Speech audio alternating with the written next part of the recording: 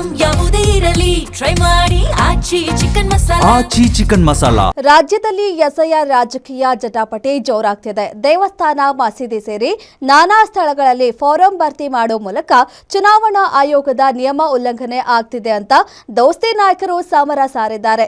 ಬಿಎಲ್ಒಗಳನ್ನ ದುರ್ಬಳಕೆ ಮಾಡಿಕೊಂಡ ಎಸ್ಐಆರ್ ಎಮ್ಯುನರೇಷನ್ ಮಾಡ್ತಿದ್ದಾರೆ. ಅದರಲ್ಲೂ ಕಲ್ಯಾಣ ಮಂಟಪ, ಮಸೀದಿ, ಮದರಸಾ, ದೇವಸ್ಥಾನಗಳಲ್ಲಿ ಸಾಮೂಹಿಕವಾಗಿ ಎಸ್ಐಆರ್ ಮಾಡಲಾಗ್ತಿದೆ ಎಂಬ ಆರೋಪವನ್ನ ಮಾಡಿದ್ದಾರೆ. ಬಿಜೆಪಿ ಜೆಡಿಎಸ್ನಿಂದ ಮುಖ್ಯ ಚುನಾವಣೆ ಅಧಿಕಾರಿಗೆ 3 ಪುಟಗಳು ಸೇರಿದಂತೆ 18 ನಾಯಕರ ಸಹಿಯುಳ್ಳ ದೂರು ಸಲ್ಲಿಕೆ ಮಾಡಲಾಗಿದೆ.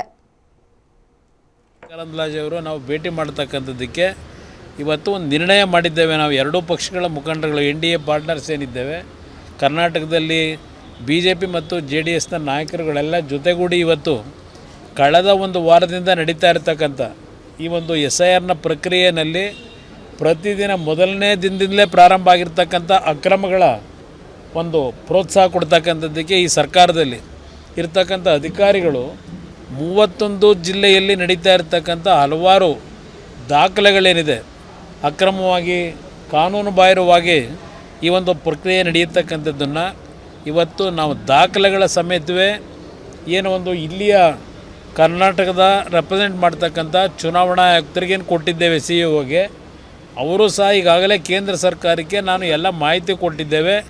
ಕೇಂದ್ರ ಸರ್ಕಾರ ಅಲ್ಲ, ಕೇಂದ್ರದ ಚುನಾವಣಾ ಆಯೋಗದಿಂದಲೂ ಬಹುಶಃ ಇವತ್ತು ಇಬ್ಬರನ್ನ ಡೆಪ್ಯೂಟ್ ಮಾಡಿದ್ದಾರೆ.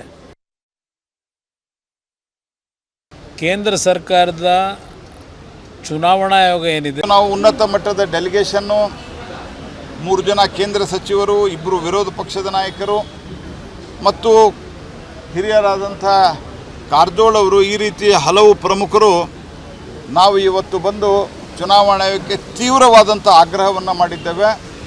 ಮೊದಲನೇದಾಗಿ ಈ ರೀತಿ ಯಾರು ಮಾಡ್ತಾ ಇದ್ದಾರೆ ಅವರನ್ನು ಸುಮಾರು ಉದಾಹರಣೆಗಳಿದ್ದಾವೆ, ಆದರೆ ಗ್ರೇವ್ ವೈಲೆನ್ಸ್ ಆದಂಥ ಮತ್ತು ಉದ್ದಟತನದ ಉತ್ತರವನ್ನು ಕೊಟ್ಟಿರುವಂಥ, ವಾಟ್ಸಪ್ ಗ್ರೂಪ್ ರಚನೆ ಮಾಡಿದಂಥ ಮತ್ತು ಅನೇಕ ಕಡೆ ಸ್ಥಳೀಯ ಶಾಸಕರ ಭಾವಚಿತ್ರವನ್ನು BLAಗಳು ಹಾಕಿ ಪ್ರಚಾರ ಮಾಡ್ತಾ ಇದ್ದಾರೆ. ಇದರೆಲ್ಲದರ ವಿರುದ್ಧ BLOಗಳು ಹಾಕಿ ಅವರ ID ಕಾರ್ಡ್ಗಳಲ್ಲಿ ಸ್ಥಳೀಯ ಶಾಸಕರು ಈ ರೀತಿ ಬೇರೆ ಬೇರೆ ಮುಖಂಡರದ್ದು ಹಾಕಿ ಪ್ರಚಾರ ಮಾಡ್ತಿರುವಂಥ ಕಂಪ್ಲೇಂಟನ್ನು ನಾವು ಕೊಟ್ಟಿದ್ದೇವೆ. ಅವರ ಮೇಲೆ ಆ್ಯಕ್ಷನ್ ಆಗಬೇಕು. ನಾವು ಮೊದಲೇ ಡಿಮಾಂಡನ್ನು ಕೊಟ್ಟಿದ್ದೇವೆ.